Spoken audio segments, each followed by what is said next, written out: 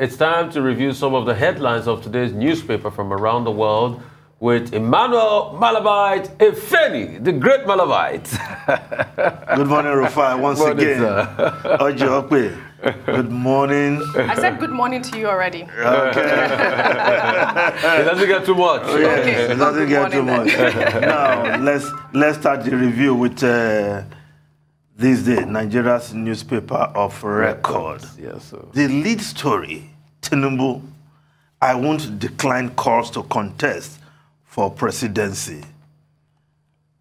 Promises to consult widely and effectively before taking steps. Yes, as this day puts it, with deft political subtlety, a former governor of Lagos State and one of the national leaders of the All Progressive Congress, APC, Asiwaju Bola Ahmed Tinubu, yesterday cleverly declared his decision to take his chances in the 2023 presidential election, saying he will not decline the many calls by supporters and admirers for him to contest. Yes, I think I like the way he has put it now. Now, looking, just to quote him verbatim, in his words, I am not going to turn down, but I will still effectively and widely consult, particularly brainstorm with my friends and find a date to come out openly and tell Nigerians if what he has told us so far is not openly. Well, I think he's talking about a major declaration. And usually such declarations come with a big celebration. Perhaps you have your agenda to unfold on that day. But we all saw this coming. It was just a matter of time with the well-funded Southwest agenda going around, canvassing in Yoruba land, meeting traditional rulers, asking them to help beg, beg in quotes now, to come out and contest. But we have always known that he has this ambition. Of course, the launch of the book of Chief Bisi Akonde, well-timed, you will say, Rufai, and all the discussions, what was said, what was agreed, what was not agreed, all playing to this moment. And Tinubu, Asiwaju Bola Ahmed Tinubu, the Jagaban of Bogu, the Asiwaju of Lagos. Which other title does it have? So, numerous titles. Yes, I won't decline calls to contest for the presidency. Yes, but like we said earlier, we don't want people being called. If you are not ready, don't come. Because the job for the next president of Nigeria come 2023 is quite Herculean. You have to contend with the debt situation, widening insecurity, bigger than it was in 2015, and a whole lot of problems to make the country work. Is Tinubu ready? Well, they say he has friends, he has good brains around him also who can brainstorm with him, but he's just one of the candidates, one of the aspirants. His prodigy, Yemi Osinbajo, who is the vice president, will he also come out and tell us that some people are saying he should run, he will answer the call, but straight away, I would say, let's hear from Yemi Osinbajo. He has the credentials. Let's see the candidates so that we can make our pick. We should not be restricted to a few candidates. This is just the APC we are talking about. The PDP, we are still waiting for them. Now, let's look at other newspapers quickly. The Guardian newspaper. Omicron, federal government awaits official memo as UK removes Nigeria from red list. UAE backs down, grants AP 7 slots in Dubai airport as parties meet in Abuja. Omicron now in 77 countries, spreading at a rate never seen before. World Health Organization boss wants. Lagos commences prosecution of defaulters of COVID-19 guidelines. Omicron, Delta caused 83% spike in Africa in 1 week with fewer deaths. Africa may not reach 70% vaccine coverage until August 2024. Is that not scary? Yes. Now, the Daily Sun newspaper also reporting this story, Omicron.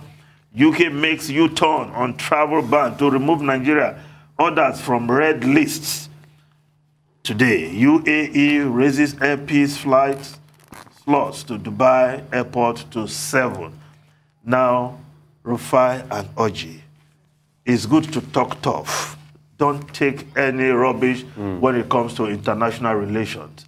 And, of course, the Nigerian government did the needful by taking a tough stand against UAE, and we see the results. Concession, 7 slots to Air Peace. That's not enough. And I think, well, not enough, but a good way to start. Good way to start. Yes, so we can still push for more, but not enough. Yes, well, but can the airline take more can than 7? they have the capacity that's to? what they require. No, but it's okay for now. So at least, give those 12 slots to us. Let us have equity. Give the 12 slots to us, all right? Let's share it 50-50. Whatever we decide to do with our remaining slots, it's our problem. Oh, so But when at you least- say it's not enough, you're not saying that they should not accept the offer. No, No, we we can accept the offer. It's a good way to It's a start. very good way to start. But we have to split those slots.